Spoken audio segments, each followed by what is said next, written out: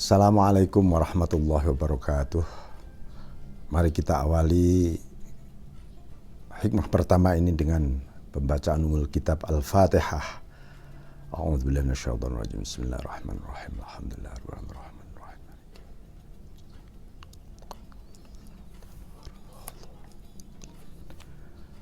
Bismillahirrahmanirrahim. Alhamdulillahilladzi mala'a quluba awliyaihi bimahabbatihi wa ikhtassa arwahahum bisyuhudi 'azamatih wa hayya asrarahum lihamli a'ba'i ma'rifatih faqulubuhum fi rawdati jannati ma'rifati yuhbarun wa arwahuhum fi riyadi malakutihi yantazihun wa asraruhum fi bihari jabarutuhi yusabbihun. Allahumma salli ala sayyidina Muhammadin abdika wa nabiyyika wa rasulika an-nabiyil ummi wa ala alihi wa sahbihi wa sallim tasliman biqadri azamati dzatika fi kulli waqtin wa hin, amma ba'd. Mari kita memulai kajian kitab Al-Hikam ini dari hikmah yang pertama. Bismillahirrahmanirrahim. Min alamatil i'timadi 'alal 'amali nuqsanur raja' 'inda wujudiz zalal. Di antara tanda-tanda i'timad 'alal amal, artinya mengandalkan, memegang teguh bahwa amal itulah yang bisa menyelamatkan dunia akhirat dia, misalnya, itu namanya i'timad. Tandanya apa? Nuqsanur roja inda wujudiz zalal, harapan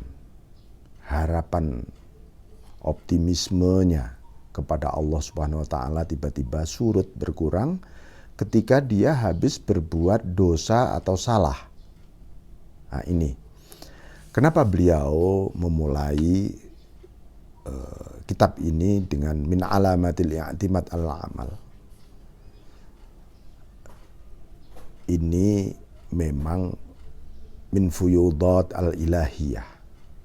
Jadi bukan karena hasil renungan pemikiran beliau, bukan. Tapi memang limpahan ilham dari Allah, memang memulainya dari min alamatil i'timad. Karena apa? Di dalam hadis Nabi disebutkan, man amila bima alima awrathahullahu ilma ma lam ya'lam. Siapa yang mengamalkan ilmunya, Anda punya ilmu banyak, kalau diamalkan, maka apa yang terjadi? Allah mewariskan, melimpahkan ilmu-ilmu yang Anda tidak tahu. Belum pernah Anda tahu ilmu itu, tiba-tiba tumbuh. Itu ilham semua dari Allah. Karena apa? Karena kita telah mengamalkan ilmu dari Allah. Jadi ilmu itu sesungguhnya akibat amal, ya. Apalagi menurut dunia sufi begitu. Karena itu beliau langsung min alamatil i'timad. Ini soal i'timad al-amal, ya.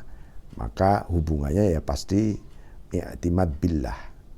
Kenapa beliau ingatkan ini? Karena orang yang sering mengandalkan amal itu akan sulit meraih keikhlasan yang sesungguhnya, ya, keikhlasan yang sesungguhnya. Sebab apa? Satu, dia merasa bisa beramal.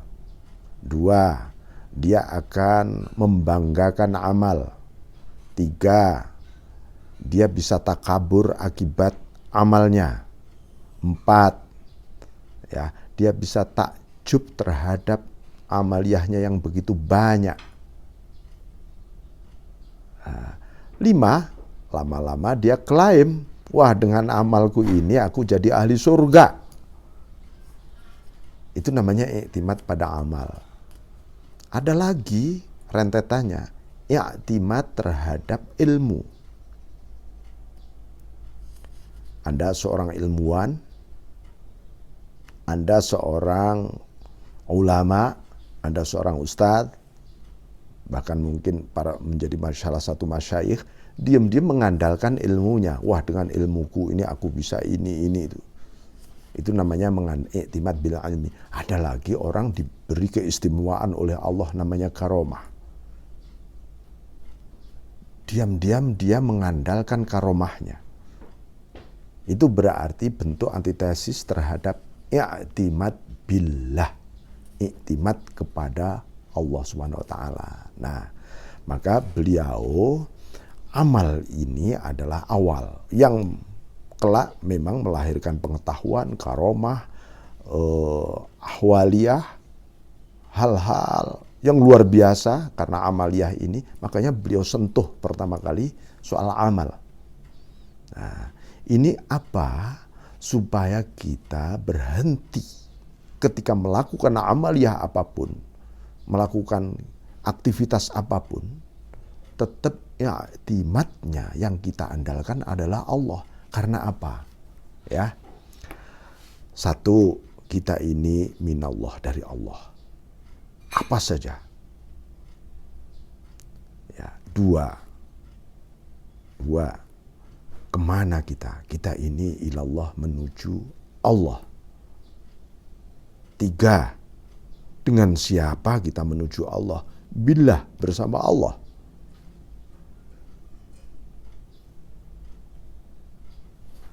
Lalu agar apa? Ya, agar menyadari bahwa Allah menyertai kita. Sampai fillah, betul, lebur dalam Allah. Hingga kita meraih apa yang disebut lillah, hanya untukmu Allah. Sehingga kita bisa alallah, bersandar, berserah diri kepada Allah. Ini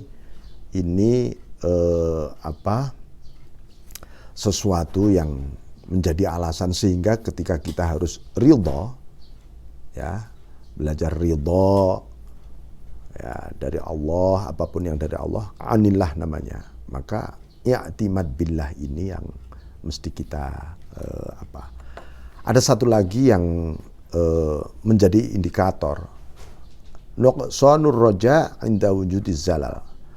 Orang tiba-tiba merasa harapannya berkurang ketika dia berbuat salah. Setiap hari orang punya dosa, punya salah ya. Tetapi ketika orang mengandalkan amaliyahnya, amal itu ada dua ya, amal baik, ada amal buruk. Ketika orang mengandalkan amalnya, tiba-tiba pesimis dia, ya Allah, amalku tadi kok buruk. Berarti amal-amalku kemarin terhangus sudah. Dia pesimis tiba-tiba. Nah, dia karena apa? Dia sudah kadung klaim amal itu menjadi pundi-pundi dia, menjadi kunci surga dia, gitu loh. Maka begitu dia berbuat salah, dia pesimis kepada Allah. Tuhan, Engkau menerima aku apa enggak ya? Engkau senyum padaku lagi apa enggak? Kira-kira begitu. Kau akan melimpahkan keindahan, anugerah kepadaku lagi apa enggak? Coba. Nah, tapi begitu seseorang itu mengandalkan Allah, i'tisam billah, tetap mengaitkan semuanya ini. Ketika dia berbuat salah, orang ini ketika mengandalkan berbuat salah, ya Allah, salah ini juga takdirmu. Ini yang sudah berlalu ya, yang sudah berlalu. Bukan yang akan datang. Ini respon kita, i'timad billah terhadap dosa yang kita lakukan. Kita harus tetap husnudzan pada Allah. Seperti husnudzannya Nabi Adam alaihissalam, ya Allah, andai kata Engkau tidak menakdirkan aku berbuat dosa di surga, aku tidak akan pernah memasuki dunia. Itu. Terima kasih ya Allah, karena ketika Engkau turunkan ke dunia, aku bisa menyempurnakan ubudiyah, kehambaanku padamu. Dulu ketika di surga, saya hanya ubudiyatut ta'rif, ibadah ma'rifat saja, ibadah hakikat saja. Begitu di dunia, aku memasuki ibadah syariah, ibadah taklifiyah. Ibadah yang isinya menjalankan seluruh tugas darimu. Alhamdulillah, Engkau beri amanah aku menjalankan tugas darimu. Ini luar biasa. Sehingga beliau sangat bersyukur dan malah semakin dekat dengan Allah. Semakin cinta bahkan semakin ma'rifah. Tapi ya, Nabi Adam alaihissalam menjalankan syariah di dunia bil haqiqah. Hatinya tetap suasana surgawi. Nah ini maksudnya ya. Bagaimana kita melihat nantinya 4 hal saja yang kita lakukan ketika i'timad billah ini dalam hal amaliyah ya. 1, ketika contoh nih, saya sering contohkan sholat. Anda mau berangkat sholat sudah ada al-qusud, bertujuan. Ketika mau niat, ya Allah, ini mulai niat sholatku saja, ini sesungguhnya minka, darimu Allah. Dan saat ini juga sesungguhnya aku sedang menuju kepadamu dan bersamamu dan hanya untukmu.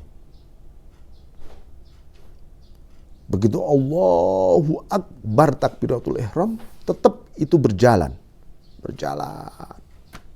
Minallah, billah, minallah, ilallah, billah, lillah. 4 hal ini aja yang kita jadikan aplikasi.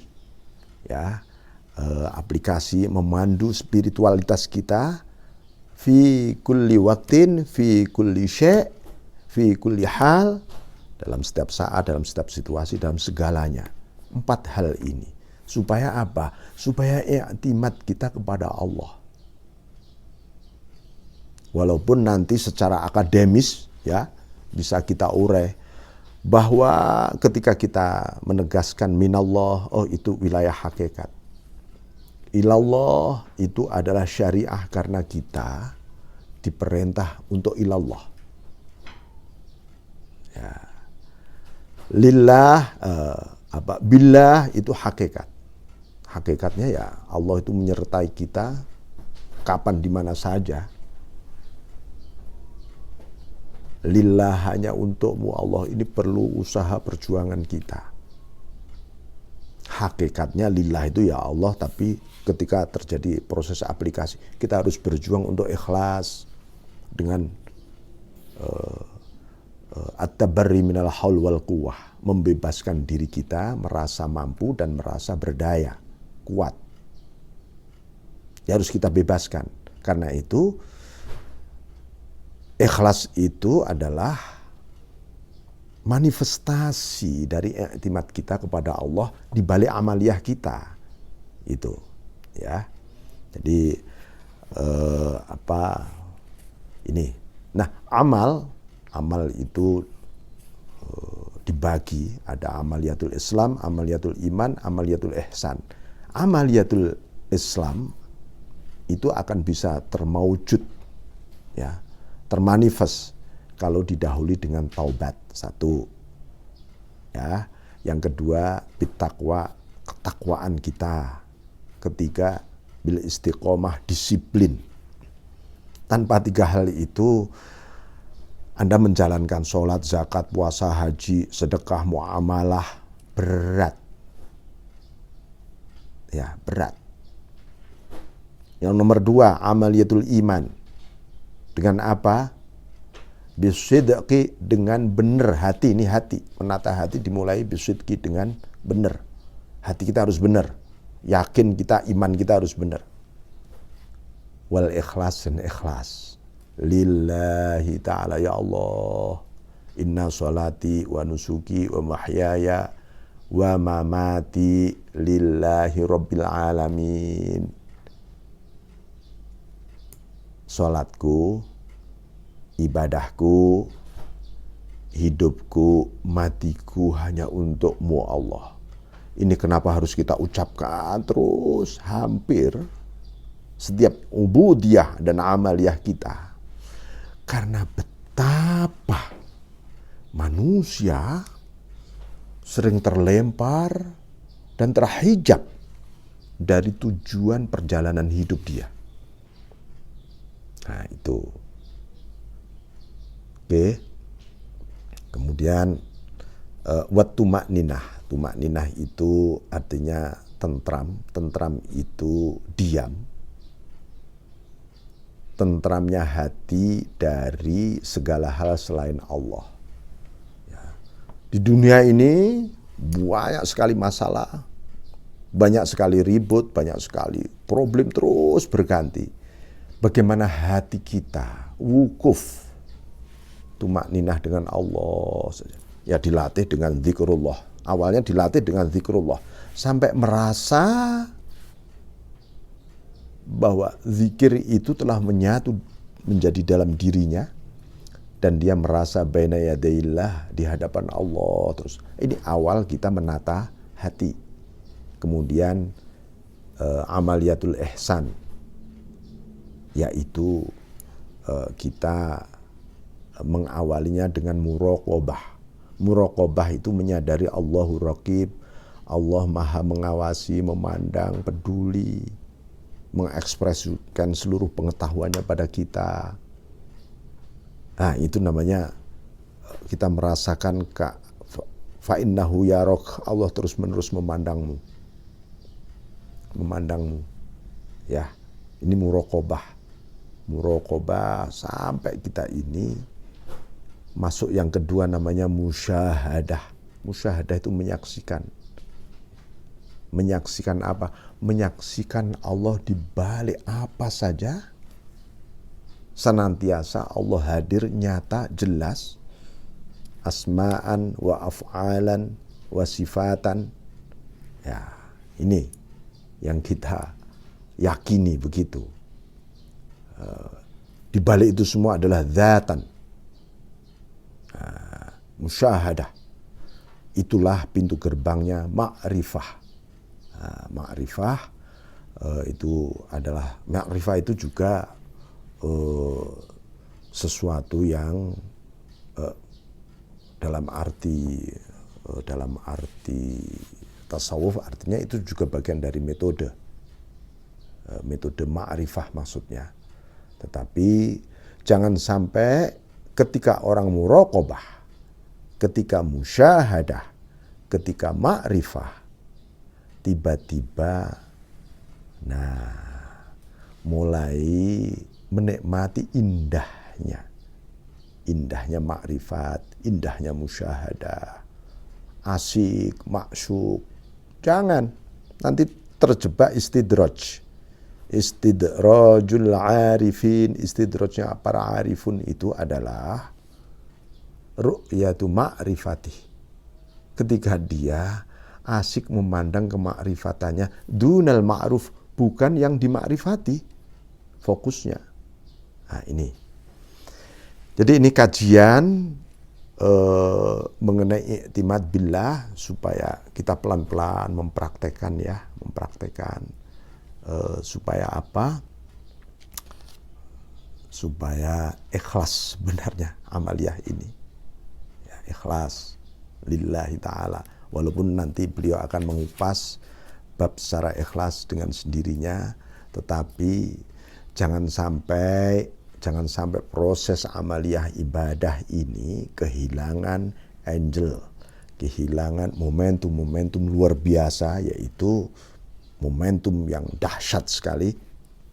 Jangan sampai hilang dari dalam jiwa kita, yaitu i'timad billah tadi. Engkau Allah. Ya, engkau Allah.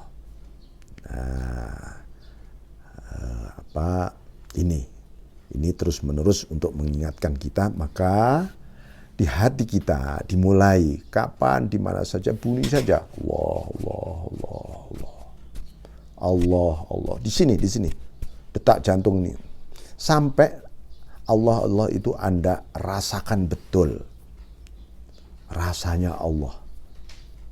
Sampai bunyi Allah, Allah pun bisa hilang karena Anda masuk dalam rasa. Setelah itu apa? Setelah itu adalah mengenal yang Anda sebut, yang Anda ingat, yang Anda rasakan. Yaitu zat itu tadi.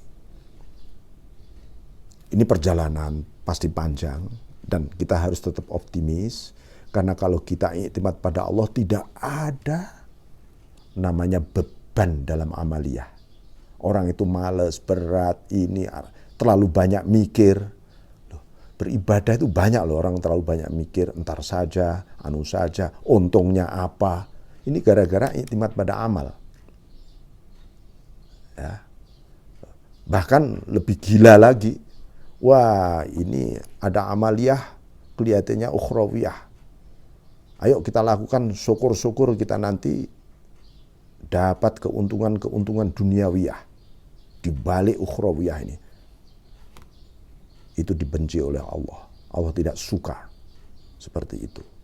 Ya. Justru mending seluruh amaliyah duniawiyah ini diorientasikan lillahi ta'ala untukmu Allah. Wah, ini berarti dunia Anda letakkan di belakang Anda, bukan di depan Anda. Bukan dunia menjadi sebuah jembatan, bukan. Dunia harus sudah selesai di sini. Di hadapan kita adalah Allah Subhanahu wa taala. Ya. Nah, mohon musta'inan billah. Kita ini terus-menerus melakukan amal, harus terus-menerus musta'inan billah. Kalau enggak ditolong oleh Allah, kita ini untuk i'timad billah juga enggak bisa. Ya. Enggak bisa. Maka jangan pernah i'timad billah inilah yang sebenarnya melunturkan ego kita, termasuk ego di dalam soal ibadah. Ya, banyak loh ya, mungkin jutaan jumlahnya orang yang sangat egois gara-gara ibadah, merasa paling ini, paling itu dan seterusnya. Ini bagian dari kegilaan spiritual sebenarnya. Ya, itu memuakkan dan itu bahkan kalau Anda tahu sesungguhnya di balik itu tadi mungkin akan Anda lari takut lebih daripada hantu. Ya Allah, ternyata amalku busuk ya kemarin. Wah, gara-gara kita klaim itu tadi. Saya kira demikian.